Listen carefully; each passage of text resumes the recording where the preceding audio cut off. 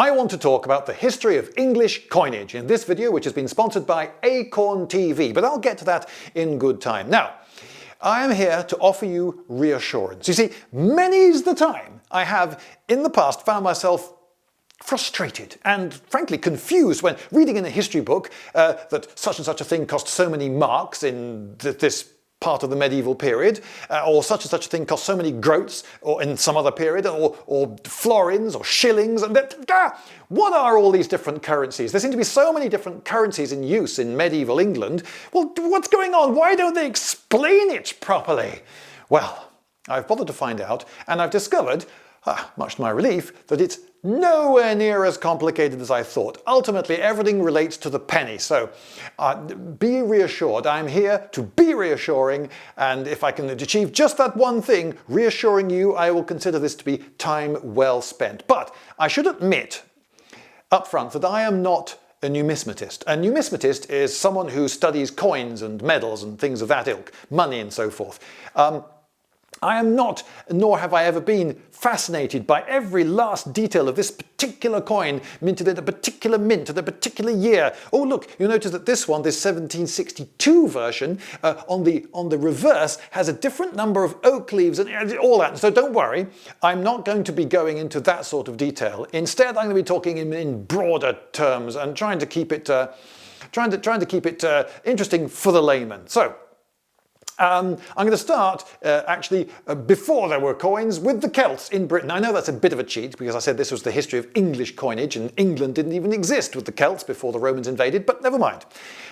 May as well start at the absolute beginning. So up until about 150 BC, the Celts, who were quite sophisticated, they had big towns and big organised societies, they could muster really big armies quite quickly and send messages hither and yon and mine all sorts of metals and make spectacular pieces of metalwork and pottery and so forth. So they weren't primitive people, but they weren't using coins.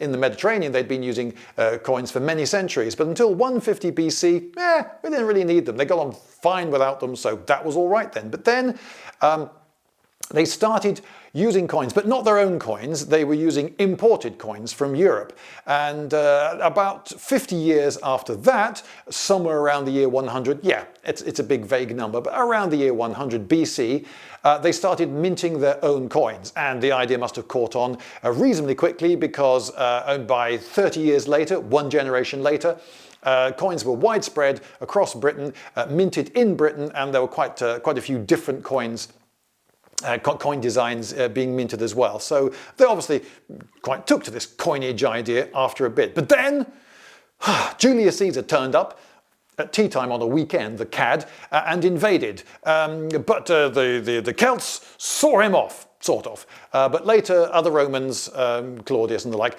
came along and they finished the job. And so Britain was part of the Roman Empire, apart from the wilder, woollier bits up in the north and far west. So the Romans then actually at first allowed the Celts to carry on minting their own coins until the next emperor, Nero, came along, and in his time the native Brits started using Roman coinage. Now, why was this then? Was it because the Romans said, "Oi, none of your native coinage, do you mind? You've got to use Roman proper stuff now, got it?" That could have happened. It could have been top-down, applied by force, but also the Roman Empire was big, and you could do a lot of trade with a lot of people in the Roman Empire, and Roman coinage was widely accepted and had lots of denominations, and it was decent quality, so why not use it? So it could be that no force was ever required. Anyway, they started using Roman coins. But I'm not going to talk to you about Roman coins, because this is a video about English coinage. But it's worth mentioning Roman coins because there's a certain legacy that carries over into later English coinage. So, when, for instance, in 1969, Vivian Stanshall, lead singer of the Bonzo Dog Doodah Band, sang "You've heard of Ali Baba, 40 thieves had he, out for what we all want, lots of LSD." Now, a lot of people, it was 1969, you understand, a lot of people thought that he was making some sort of drugs reference there, but actually that song was written in 1931, and LSD referred to pounds, shillings, and pence. And this would have been common knowledge still in 1969 because people were still talking about pounds, shillings and pence. LSD. L for pounds, S for shillings, and D for pence. Okay, why is that then? Because of the Romans, you see, hence the relevance. So, the Romans, they had librae, and they had solidii and denarii. These were Roman denominations of coin. Now, libra was a pound. Okay, so when you abbreviate the weight of something, you put LB, don't you? That comes from the Roman libra. So the pound weight and the pound the value, 240 denarii, the coins, weighed 1 pound, and so were worth a pound. So the pound and the pound, there is a reason that the pound, the value of the money, and the pound, the weight, 14 of them to a stone, if you're English, British I should say, sorry, sorry Scotland, sorry Wales, if you're British, they are not just linguistically, that's not a linguistic coincidence, is what I'm saying. So the pound is an L, and that is why the pound sign it's like the pound sign like this. That's actually an L with a couple of little extra ticks added. You add a couple of extra ticks to show its currency. You see, a yen is like a Y with a couple of extra ticks. A dollar is, for no reason that anyone knows for sure, an S with a couple of lines through it as well. And the year, as used in Europe, is an E with a couple of extra ticks on it. And then you've got the won in Korea, which is a W, and you've got the ruble, which is okay, it looks like a P, but it's a Greek rho, so it's an R sound, so it's R for ruble, and that's got an extra tick on it, and so forth. So there's this convention that you get a letter, you stick a couple of extra ticks on it, and there you go. They even did it for Bitcoin. See, B with a couple of ticks on it, and there you go. So the tradition is still alive. So that's an L with a couple of ticks on it. Libra, pound, lubs, when you write it in weight. So S is not for shillings, actually. That is a linguistic coincidence. That was for the solidii, the solidus. And then you have the denarii. Literally the value of a donkey, it seems. But anyway, never mind that. So that is why D was the abbreviation until decimalization for pence. LSD, pounds, shillings and pence. There you go. Thank you, Romans. But then the Romans in 410, according to traditional history, all packed their bags and went back to Italy. That's not really how it happened. But now, according to traditional history, the Roman period ends in England in 410. And then after a bit, you get the Saxons turning up, and we go back to the situation with the Celts. They don't have coins at first, but then for about 100 years or so, they're importing Frankish coinage and using that. But then, somewhere around 600, 625, they start minting their own coins. And now, they did have a number of coins, the Anglo-Saxons. There were some little ones, but there was the standard one, which was the penny. Okay, it may have been called in some places the denier, which is what another coin on the continent was called at first, but pretty quickly it was the English word penny. And that was the standard coin for the next 7 centuries in England. They traded in pennies. And in fact, they got pretty good at it, and they produced extremely good quality pennies that were emulated and admired across the world that knew about England at the time. So, you know, I suppose that bit. There was also the Stücke, which, think of the German modern word Stück, meaning peace. Well, there you go. It's an old Germanic word that just meant peace. And the shilling, which came along later, it seems that the verb to separate, shilling, that's where it comes from. So you separate into parts, and a Stück is a piece of a penny. So there were these smaller ones. The Stück actually was minted in Northumbria, where I am, and it was pretty much unique to that region of England, and it was minted there in quite large quantities, to quite high quality for quite some while, so it was clearly a well-accepted coin, but it didn't become the standard English coin, which was the penny. Now, there was also the sceat, which is spelt like this.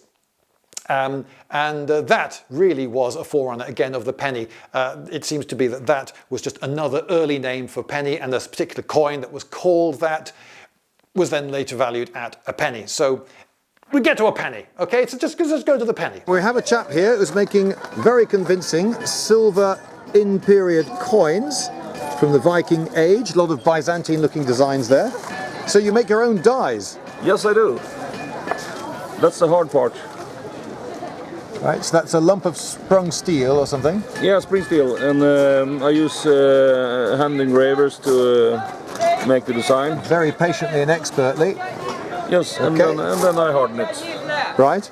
And when striking a coin. Ge plats åt Sankt Leifs heliga beskyddare som här kommer fram. Some very noisy people coming past. Very fine noisy people. But they're excellent noisy people. They're some of the best noisy people I've ever seen. Noisy people are good. Well, anyway, when making a coin, I use a silver sheet. Yep. Trying to minimize waste. Yep.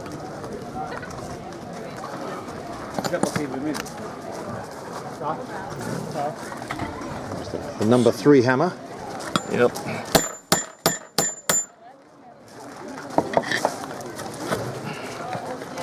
Okay, so you've got a blank. So it's got design for one side on it. Yep. I placed the silver blank on the die. Which is noticeably smaller than the design which it's going to take on. Yeah, it fills out a little bit. Carefully place the upper die. Yep. The piece of pipe is to center the die. Yep. And also I have a hard way to find a volunteer to hold the upper die when I strike it with All right. this little hammer. Okay, I'm genuinely surprised it's quite such a massive hammer. Yep. That should Good do trick it. with the sledgehammer. And you have a coin.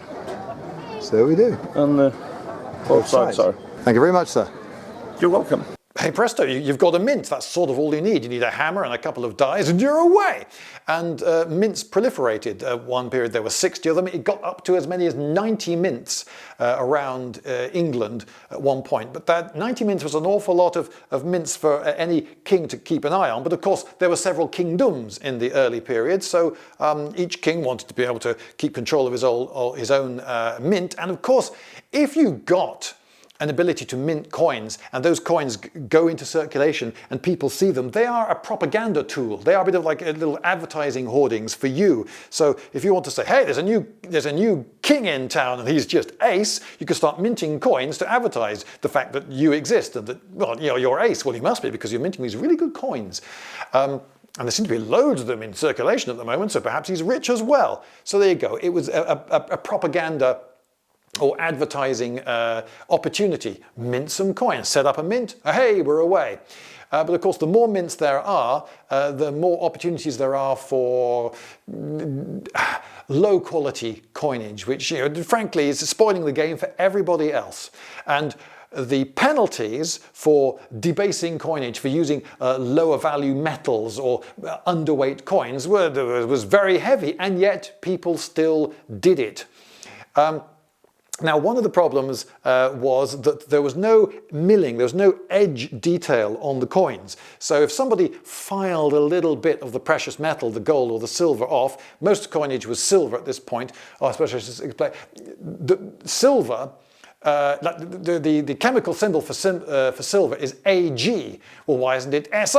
Well, that's silicon is one reason, but why isn't it Sv then? Well, there isn't one. It's Ag is silver, and that's because it comes from the Latin argentum or argentum, silver. Argentina got named after this, and of course the word for money in a lot of languages, like in French, argent today, comes from the same word, the Latin for silver, and it just means money. Anyway, so you're filing off the precious metal, mostly silver. Silver's more hard-wearing than gold, for one thing. And if you wanted a very low-value coin in gold, it would have to be so tiny, it would be really inconvenient. It would keep falling through holes in your pouches. It would be really inconvenient. I nearly said pockets there, but of course pockets haven't been invented yet. It's a weird thing, but the pocket, you think it's easy technology, but it took them it took them millennia, frankly, to invent the pocket. Anyway, so people would file the edges of the coins, and then you had this dust which you could then melt down, and then it's precious metal. So that was valuable. Some people would even clip bits off the edges of coins. So one of the reasons that a lot of very old-fashioned coins don't look perfectly round is because they'd been filed or clipped. Also, if they weren't perfectly round, that was an opportunity to do a bit of filing or clipping that maybe someone wouldn't notice if you did it carefully. So that was a problem. People making coins that were underweight, people making coins that are not out of pure metal, and people filing and shaving bits off coins. So really, a king, if he's to keep an eye, to keep a lid on this, he's got to watch his currency and his moneyers, who are people who made coins, like a hawk. And how better to illustrate this than the goings on in 1124. Now, in 1124, Henry I thought, well, it's Christmas, I'll summon all the moneyers to Winchester, and we can have the assizes of the moneyers, and won't that be fun? This was a trial. He was putting all the various moneyers in his kingdom on trial to see if they were in fact producing the right sort of coinage. And it seems, according to the Anglo-Saxon Chronicle and various other sources, which admittedly don't entirely agree on the details of exactly how many people and who they were, but the broad sweep, about half of them were guilty. And just to show how miffed he was with them, he started having bits cut off them. A number of hands were removed, and apparently genitals as well. So, if ever you get in a time machine and go back to the medieval period, don't muck around with the currency. The penalties are harsh, you have been warned. So that was the Assizes of Winchester, 1124. Not such a happy Christmas for all of those. But frankly, I think they probably deserved it. Coming along to the Normans next, and you know what? The Normans arrive and they don't bother changing anything. In England, they carry on using the pennies. So there you go, nothing complicated there with the Normans. Gold, I should say something about gold. There were gold coins as well. Gold is worth roughly 20 times the value of silver. So there was, for instance, gold pennies. A little bit confusing because a gold penny was worth 20 pence. Because it was a coin of similar size to a silver coin, but gold is worth 20 times as much. So it's called a penny, but it's not worth a penny. I know, a little bit confusing, but it's a gold penny. Now, there was another kind of metal, which actually in England was hardly ever used, but I think it's worth mentioning now, called electrum. A lot of the very first coins ever struck, in fact, were made out of the electrum, and it could be that you're a little confused as to what's electrum. Well, electrum, I first found out about electrum because I was playing Dungeons & Dragons, and I picked up my copy of the Advanced Dungeons & Dragons Player's Handbook, and I saw on page 35 that 10 copper pieces was a silver piece, 20 silver pieces was 1 gold piece. Hey, Gary Gygax, 20 to 1, that's actually the correct ratio. Well done, Gary. And 2 electrum pieces, or EPs, were worth 1 gold piece. Oh, well, I'm sorry, Gary, but you got that wrong. No, electrum was an alloy of gold and silver, and it was deliberately mixed such that 1 electrum piece was worth 10 times the value of a silver piece. So you mix in just a little bit of gold, and that gives you something which is worth 10 times the value of silver, and that was used for some coinage. But actually the English didn't particularly go into that, but I just thought it was interesting, so I've thrown that in. So let's go ahead now to Edward I, and he in 1279 introduces a new coin. It's called the groat. And this is one of those confusing moments. Oh no, he's introducing another currency. No, he's not. The groat is just the name of a coin. It was a coin that was worth 4 pence. So just as, for instance, in America you have the dime and the nickel, for instance, and people might think, oh no, the dime, it's a new currency. No, it's just the name of a coin that's worth 10, or in the case of the nickel, 5 cents. Well, okay, so it's just that. It's called a groat, and it was worth 4 pence. Although actually it didn't catch on, it fell into disuse fairly quickly, but it was introduced in 1279 and later was reintroduced and did catch on. Now the mint was, now that all of England was under one king, it seemed a good time to bring the royal mint into the Tower of London. That's right, in London, in a big fortified place where the king was often stationed himself, and so you could keep a really, really close eye on what's going on in the mint. It still wasn't the only place that coins were minted in the realm, but it was a standard against which other mints could be compared, so it did help. And this did, as well as chopping bits off people, help to improve the quality of English coinage, which at various periods, it can be said that English coinage was the finest there was. Hurrah! However, in between these periods, it can also be said that English coinage was sometimes really rubbish. So you win some, you lose some. Anyway, the mint in the Tower of London started minting the best coinage around that was widely accepted abroad and emulated and admired and copied even and counterfeited for about 2 centuries. So hooray! And it's also around this time, Edward I, that we get the first quarter pennies, that's farthings, and half pennies, that's halfpennies.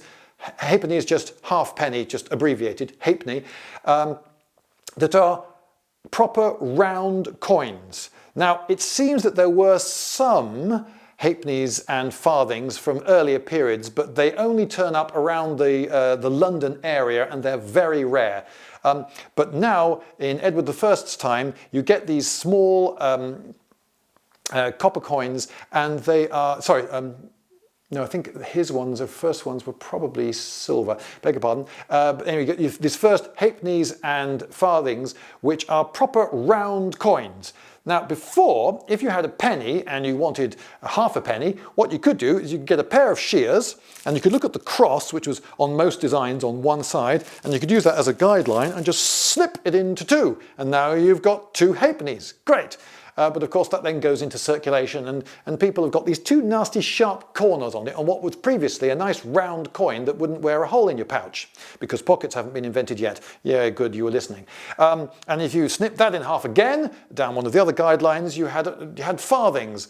Well, again, after a while, the coinage is all turning into an awful lot of little bitty things with sharp angles on them, and to put a stop to that, good, round, small halfpennies and farthings were introduced. And they did eventually become very common coins.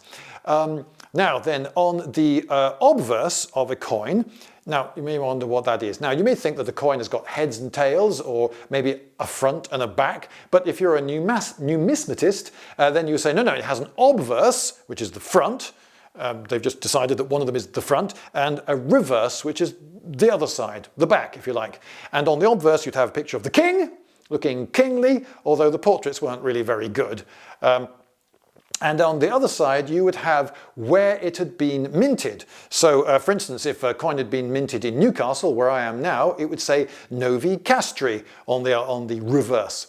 I'm going to skip forward to Edward III. Now, there are an awful lot of Edwards to get through.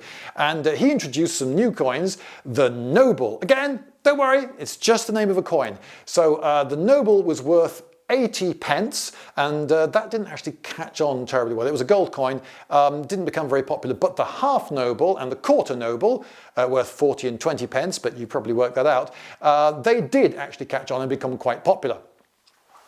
But there was a problem with gold coins. You see, the ratio of value, which I said was roughly 20 to 1, it wasn't absolutely constant, not just over time, but also over space. And on the continent, there are a lot of people who were valuing gold more highly than in England. So if you had a gold coin, what you could do is you could just take it abroad and just sell it for more than its face value, for its just raw gold money value, just the actual alloy, the material value, and you get more for it. And this happened further on as well. So in the Arab world, also the ratio between the value of gold and the value of silver wasn't exactly the same. So For a surprising amount of time, a mad trade went on with people thinking, oh, well, what I'll do is I'll buy a load of gold using silver, and then I'll take the gold to where gold is worth more than it is in ratio to silver where I am, and then I'll get loads of silver off them, and then I'll come back, and then I'll use the silver to buy more gold, and then I'll take the gold, and you just go round and round just shipping coins back and forth, and no actual goods are changing hands. This is madness. This is no way to run an economy. Anyway, this was a problem because if you mint a load of gold coins and then people think, oh, well, great, it's made out of gold, real gold, okay, I'll go abroad and sell it, then all your coinage is going abroad. And that's not what you want. So, what they could do is they could just say, do you know what, actually, no, it's not worth 80 pence, the noble, it's worth 100 pence. So there you go. So now you're not going to take it abroad now because you can get something worth 100 pence for it here. Isn't that? It didn't work very well, unfortunately. Later, another gold coin called the Angel came along, and that was accepted and did become more popular. And again, it was worth 80 pence. But there was still that temptation to take the gold abroad when the prices were right. So that was one problem that kings had to deal with. Anyway, Edward III, so yes, he also brought in the groat again, and this time, it's still worth 4 pence, by the way, just as before, but this time it does catch on and becomes quite common. And so when you see that something costs so many groats, it's probably from his time or later, and it's just a multiple of 4 pence. So really quite simple. Now, let's go to Henry VII now. Henry VII in 1489, he introduced the gold sovereign. And again, it's a gold coin, runs into a lot of the problems that other gold coins run into for the same reason. It was worth half a mark. Yeah, okay. Now I have to explain something else. What the hell was a mark then? Because in loads of history books, you're told that we look at the accounts for this year and see that the king spent so many marks on this and so many marks on that, and this cost so many marks. So this was the currency they were using. It was the mark, because it's not a pound, it's not a shilling, it's not pence, it's a mark. So what's that then? Show me, go on, show me a coin that's a mark. There isn't one.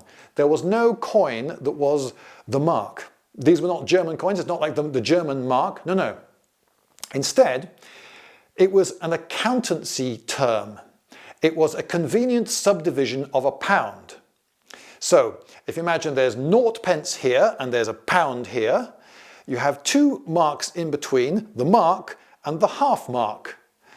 So, half a mark was 1/3 of a pound, and a mark was 2/3 of a pound. Now you might think, well, how is that convenient? Well, that's because you are probably used to modern decimalized coinage, and so you never think in terms of dividing anything by 3 because you can't do that in this happened to me a while ago. I had a gig and there were 3 of us dancing, and we got I think 100 quid, and we were given £10 notes.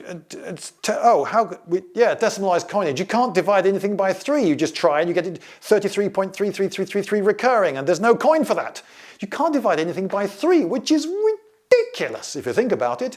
Now, if you're picking a currency, you really want it to be divisible by 2, don't you? I mean, nobody has 99 pence to the pound, because if you wanted to halve it, okay, I'll split it with you. Oh, I can't exactly, because it's 99 pence to the pound. This is £1, so one of us has to get an extra penny. No one would have an odd number of pence to a pound or to a dollar or to whatever currency that you're trying to split into parts.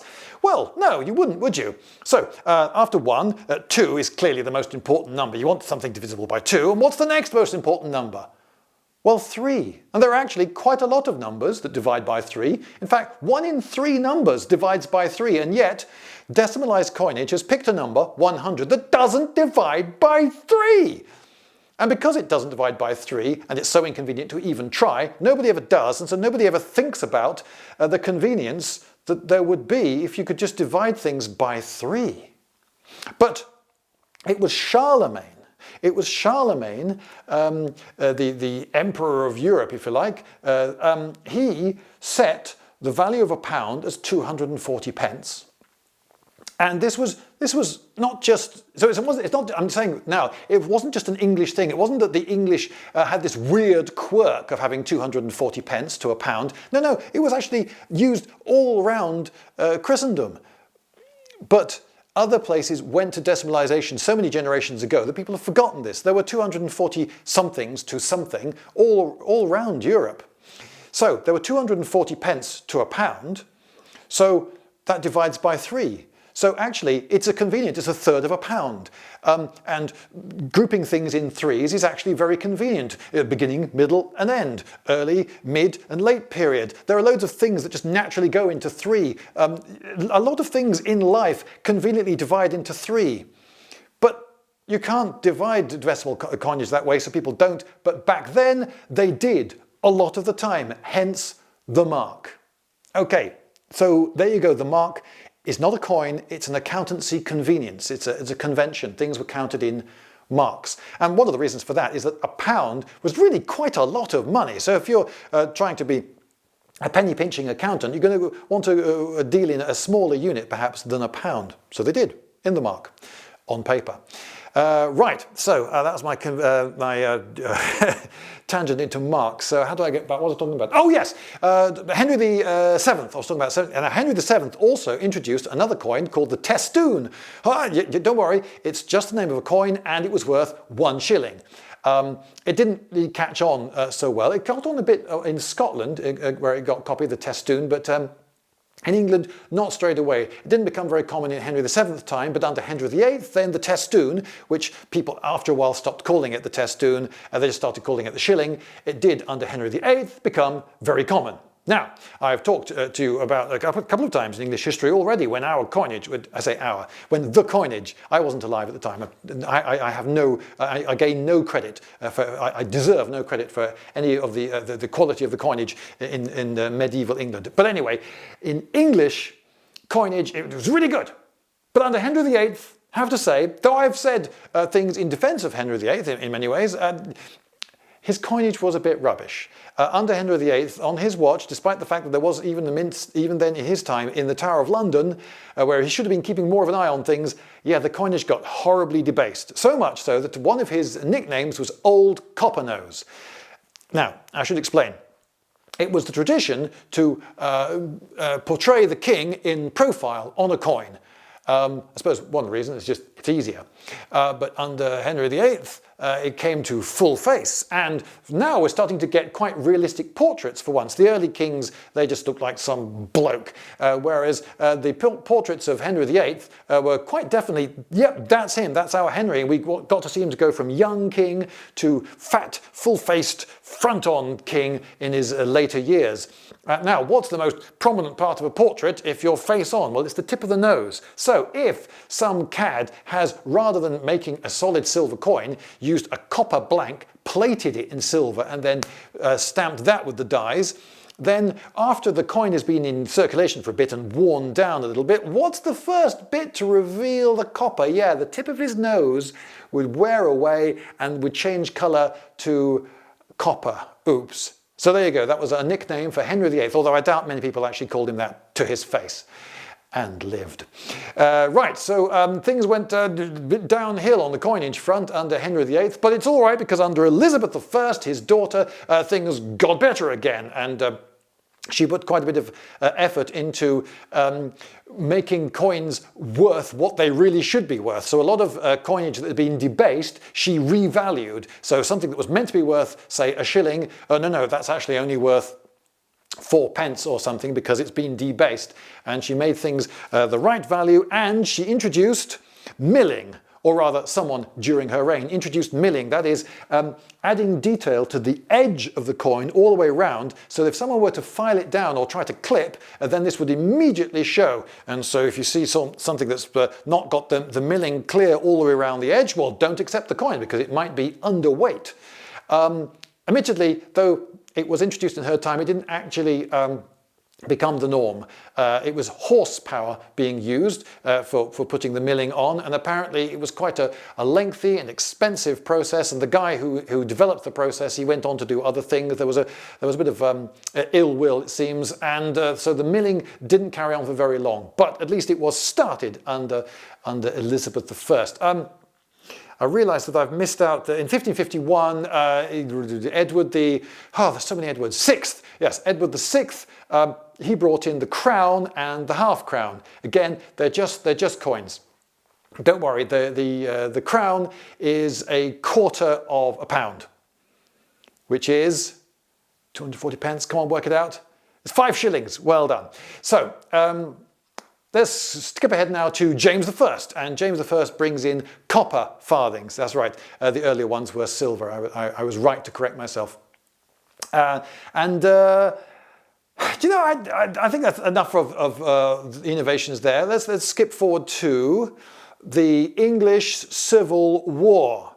And the parliamentarians, they seized the Royal Mint in London, the cads, and being Puritans, of course, and fighting against the king, they're not going to put the king's head on the coin. No. Meanwhile, the king outside London, he has to quickly come up with some emergency backup mints and start minting his own coins to compensate. But what would these Puritans do? Well, they come up with the most boring looking coins, but one innovation they came up with was that they did away with all this Latin inscription nonsense, and they put good, stout English words on the coins, which didn't last. And today we have Latin on modern coins in Britain. But anyway, so that was the boring period of the Puritans, actually I realised that I've rabbited on for ages, and it really is time that I said something about my sponsor. Right, it's time for my sponsor's message, and my sponsor is Acorn Television, or Acorn TV as it has decided to style itself. So what's that then? Well, you've probably, since you're watching this on YouTube, you're probably the sort of person who also subscribes to various services which beam by cunning means all sorts of series that you can watch any time you like, television series and films, what have you, day or night, and that may sound wonderful, and I hope it is, but the thing is that don't you find that after a while you feel that you've sort of seen them all, you've seen all the good stuff on that particular service, and you think there must be more out there. Well, there is, because there's a new kid on the block, Acorn TV.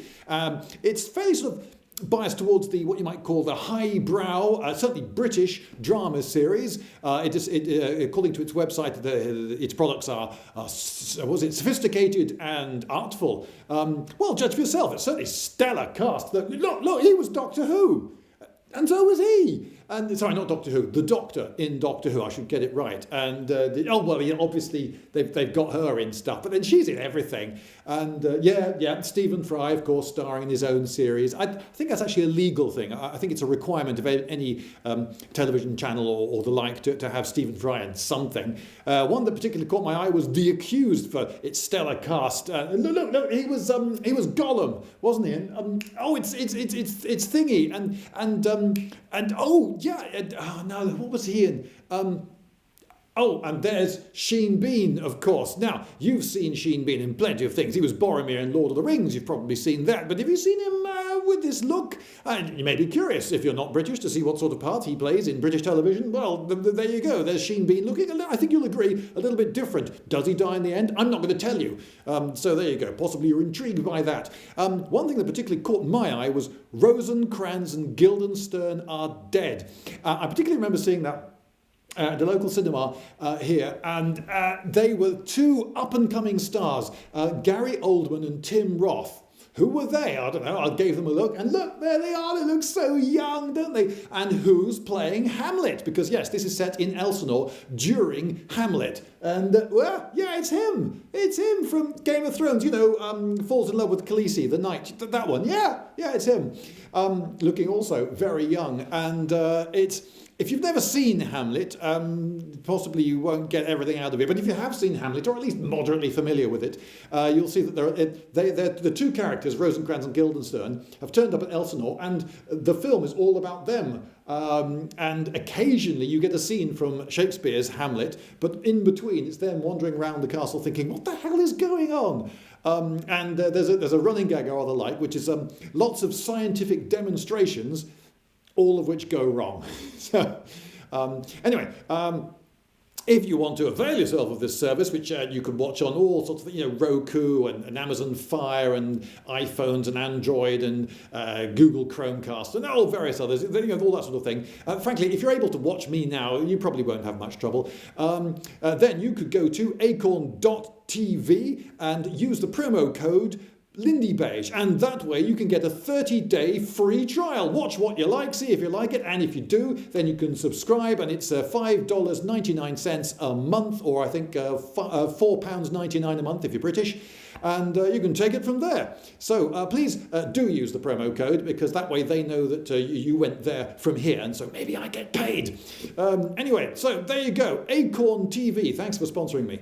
Back to coins. Now, the English managed to get rid of that awful bore and tyrant Oliver Cromwell, and soon King Charles II was restored to the throne. And there was great merriment. Christmas was unbanned, the theatres all opened again, and people really let their hair down. It seems after all those years of repressive austerity, people wanted to party and party hard, and they did, and wrote a lot of very bawdy plays and songs. Anyway, what was happening in the way of coinage? Because let's keep this pertinent. Well, in this period we get the first properly milled, consistently milled English coinage. So it's got texture all around the edge, so it's resistant to clipping and filing and so forth.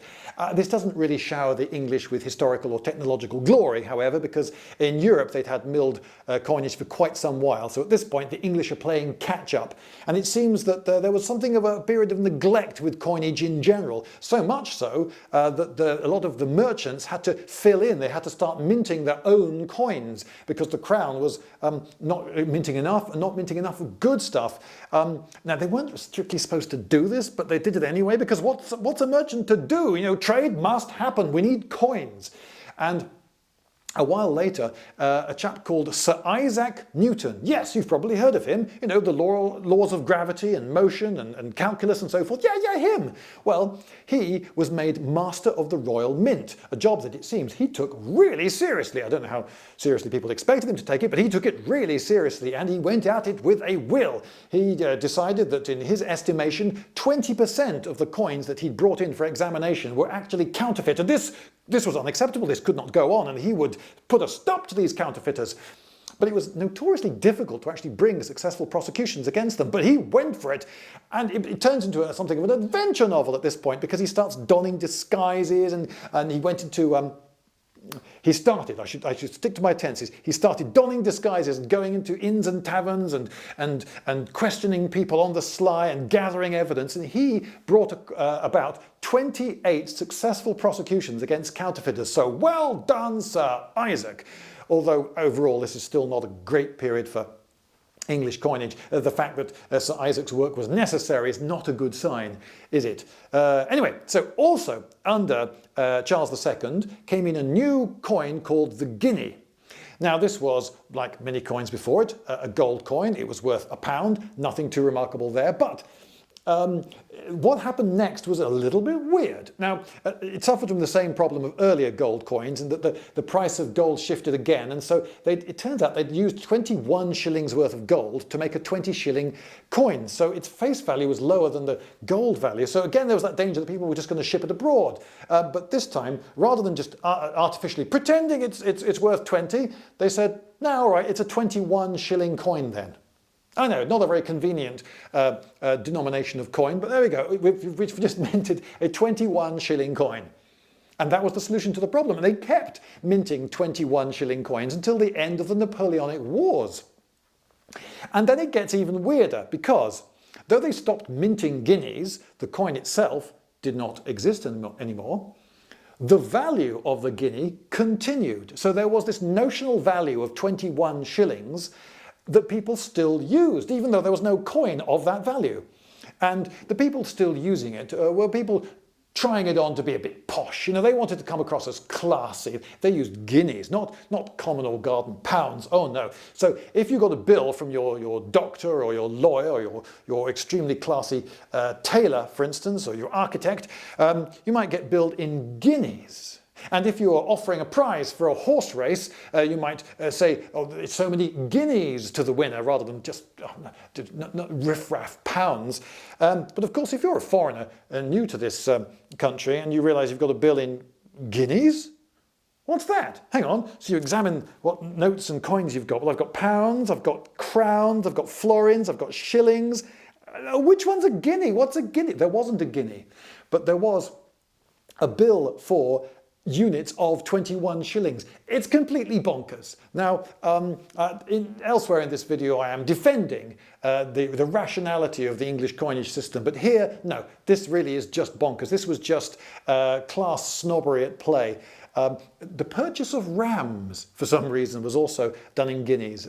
Also, the auctioning of posh things like antiques or particularly good houses in guineas. Anyway, so that was a little quirk that visitors to Britain had to put up with. Although I would argue that some of these cultural quirks are sort of worth it for themselves. I mean, if you come to Britain today and go into a pub, don't you want the full British pub experience? Don't you want to buy a pint of beer? And the EU was, for many, many years, trying to get the British to stop selling beer in pints in pubs and instead do so in half litres. Well, why? What was the advantage? Why? It was just change really for change and conformity's sake. If I go all the way around the world to some exotic Far Eastern country where they have an amazing cuisine, I don't go to McDonald's. And if you come to Britain, well, you want that sort of little quirk, don't you? Well, anyway, I think that these things are worth preserving, sometimes just for themselves, just for the fun of it. Anyway, so there you go. The guinea, there's no good excuse for it, really. That was a weird quirk. Anyway, let's fast forward now to 1797. And the Industrial Revolution is just about to kick off, and we get the first steam-powered mints. And with steam power and the sudden lurch forwards in British technology, yes, again, British coins become the finest in the world, without doubt. So they are extremely consistent in weight, sharp in detail. The detail is very good and realistic. The way the tools they've got for carving the dies and making the dies last are much better. The steels they've got are better. This is a very accurate, consistent coinage that can be produced in large quantities very cheaply. Yeah, this is the world's best coinage. Okay, so now we're coming forward into the Victorian period, and we get the standard, the lineup, if you like, of coins that were in use right up until decimalisation in 1971. So you've got the sovereign, you've got the half sovereign. The sovereign is 20 shillings, which is £1. You've also got the florin. Now, a florin was worth 2 shillings. So you think, well, that's convenient. Okay, there's a 1 shilling coin, so why not a 2 shilling coin? It seems fairly convenient. Yeah, but a lot of people have pointed out that 2 shillings is exactly 1/10 of a pound, because there are 20 shillings in a pound, 240 pence. Aha, so this is actually decimalisation. And the florin is sometimes described as an early attempt at decimalisation, although it's also a convenient coin even within the old system. So I don't think it's anything to get too excited about, decimalisation fans. There was also a double florin, which was worth, do you know what? I'll let you work that one out yourself. There was the farthing, which was 1/4 of a penny. There was the halfpenny, which was the half penny, I should say, which was abbreviated to halfpenny. Also, by the way, in the medieval period, shows you how well educated a lot of people were, this small bronze coin was sometimes called an obol, because there was an ancient Greek small bronze coin that wasn't worth all that much called an obol, and so the halfpenny got called in medieval times, sometimes it was a slang term for it, an obol. There you go, you see, they were more well educated, these medieval people, than perhaps you realised. Anyway, so you've got the halfpenny, then you've got the penny, of course, which didn't need a slang term because it's just a penny. Then you've got the tuppence, which was 2 pence, a 2 pence coin. Then there was the threepenny bit, or threepence, which was, yes, you guessed it, 3 pence. Then there was the sixpence, which was commonly called a bob. Oh, by the way, the threepenny bit was also sometimes called a tanner. Then there was the shilling, and then there was the florin, a 2 shilling coin. There was also a crown. A crown was 1/4 of a pound, so that's 5 shillings. And there was a half crown, which was 2 and 6. That is a 2 and then a stroke, and then 6. Which was 2.5 shillings, so it's half a crown. And then above that it was notes. There was a 10 shilling note, there was a pound, there was a 5, a 10, a 20, and the denominations of pounds went all the way up to £1,000, but most people never saw anything more than a £5 note. A £5 note, that was a lot of money. I find it quite amazing that there was a £1,000 note. Today in England, our highest denomination note is £50, and that's really rare. I haven't seen one in years. It's the £20 note is the highest denomination that's in common usage. Anyway, so those were the various coins. Now I got some footage from Beamish that I shot years ago, and I want to use it now because it's been hanging around on my hard drive. So here it is. This is our bank, 1930. Splendid look. And for me, the cherry on the cake. These two little beauties. I'll just put my glasses on to get them the right way around for you. The sovereign and the half sovereign, which are real gold, 18 karat gold. A halfpenny is half the weight, a farthing, sorry, is half the weight of a halfpenny, and a halfpenny is half the weight of the penny. If I fill a bag with multiple copper coins, I don't have to count it, I can just put it in the scales and weigh it, and that's exactly £2. And the same also applies to the silver coins. The threepence is half the weight of the sixpence is half the weight of the shilling is half the weight of the florin, the half crown is 2 and 6pence. If I took 2 shillings and a 6pence and weighed those, they would be the exact same weight as that one coin. Because depending on what I'm weighing, I have one for the silver and one for the copper. So silver is exactly 20 times the value of copper. Yes. So, the next time you find yourself in a bank behind someone with a huge bag of mixed coinage and you think to yourself, oh no, and I'm in a hurry, maybe you should also be thinking to yourself, if only we used the old English coinage system. Ha ha. Now, possibly I've really not made my case for 240 pence well enough. I've talked about it being a convenient number, but I haven't really said why. You, I'm going to assume, are more familiar with the units of currency, dollar, whatever, that divide into 100 subdivisions.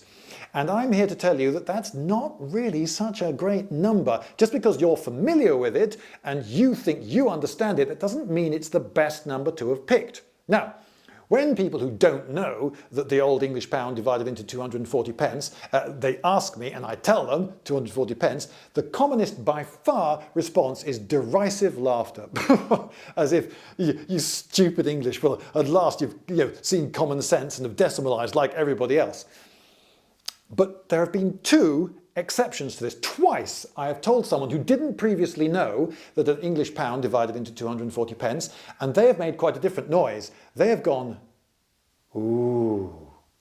And I do not think that it was a coincidence that both of these people were mathematicians. A mathematician, you see, would instantly recognise that 240 is a highly composite number. Now, there aren't all that many highly composite numbers. Towards the bottom end of numbers, there are a fair few. So the first one is 1, which shouldn't surprise you. Then there's 2, then there's a jump to 4, then 6, the next one is 12, but they start getting rarer and rarer. Each of these is a number which divides by more numbers than any number lower than it.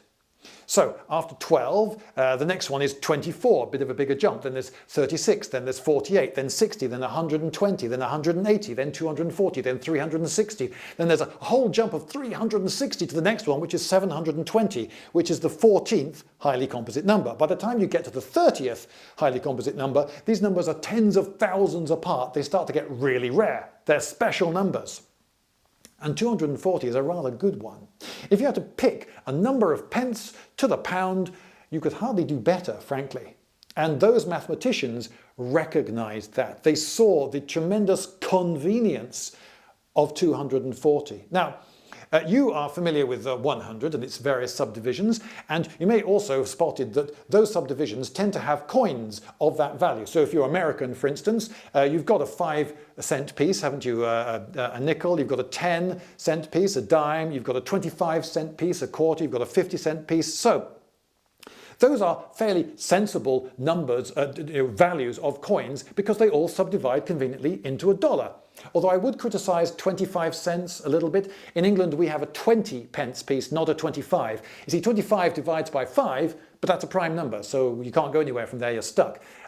Whereas if you've got a 20 pence piece, that can then subdivide into 10, which then subdivides into 2 and into 5. You get more submultiples. Anyway, I'm going to show you all the submultiples of 100. This won't take very long. There they all are. So you can see all the numbers that divide into 100 and the numbers that divide into those numbers. And that's the whole lot. So if you have a transaction which involves these numbers, that will be convenient. But you can see that there are very few of them in comparison to, well, 100. So most transactions will involve inconvenient numbers. Now, I'm going to show you the number of submultiples of 240, and you may be shocked by how many of them there are, so I want you to sit down and brace yourself, because here they come, here they go, here are the submultiples of 240. There are loads of them, loads and loads, and there are some really good ones. There are 120 and 60 numbers that divide by loads of other numbers, which themselves are really good numbers because they divide by loads of other really good numbers. It just goes on and on and on. So just think how many ways all these values can multiply up into each other. Just so many ways. So most transactions are going to involve convenient numbers. Think also of the problem of splitting things. So nobody sells 5 eggs, do they? Do you want a packet of 5? And nobody sells eggs in 5s. In a box, 2 rows of 3, 6. Much more convenient. And in Britain, we sell eggs in typically 6s and 12s in the supermarket. So you can imagine that certain numbers like 6 and 12 will crop up again and again and again. How many candles are there in the box? How many bottles of wine are there in the crate? Whatever. Things get sold in 12s, in 8s, in 20s and so forth. And there are coins of those values that easily subdivide in the Old English system. So it was so much easier to split a packet. Oh, this costs 24 pence and there are 12 of them, there's 2 pence each. Boom, boom, there, easy. There are so many ways of splitting things and selling things and pricing things in different groups that were convenient, which you can't do with modern decimalized currency. So there you go. I am here as a strong advocate of 240 pence. Now you may say, oh, but it's so much more complicated and you couldn't use a calculator either. Well, no. It's not more complicated if you've grown up with it. You would be completely familiar with it. If you're American, for instance, and someone asks you how many quarters make a dollar, you don't have to go, 25 times 3, so that's 3, 3 5 is 15, carry the 1, oh no, that comes to 75, that's not it, let's try, maybe it's 4, and you do this, no you don't, you just know, don't you, because you've been living with these coins your whole life, you just know that 4 quarters make up a dollar, you don't have to do the sum, you just know that from familiarity. Well, if you'd grown up with pounds, shillings and pence, you would know that a shilling was 12 pence, that a florin was 2 shillings, that a sixpence went into a shilling twice. And you just know all these relationships between all the various values. You just know them. They'd be second nature to you. You wouldn't have to do any sums in your head. And so your ability to manipulate all the various possible combinations of money and things that you might buy would be so much greater. It's a much more powerful tool. And as for the calculator argument, well, if money were pounds, shillings and pence, and people wanted to sell their calculators, they would put a pound, shilling and pence button on the calculator. End of problem. So no, the calculator argument, they've got degrees and radians and other things and square roots, all sorts of other things that people demand. Yeah, they'd put a pound, shillings and pence button on there because people will want to do money calculations on calculators. It's very easy to program a calculator to do that. Not a problem, not an argument. So there you go. Here, I hope I've given you a reasonably interesting introduction to English coinage of old, and a reassurance that actually it's not as complicated as you might think, and that actually it was a flipping good system.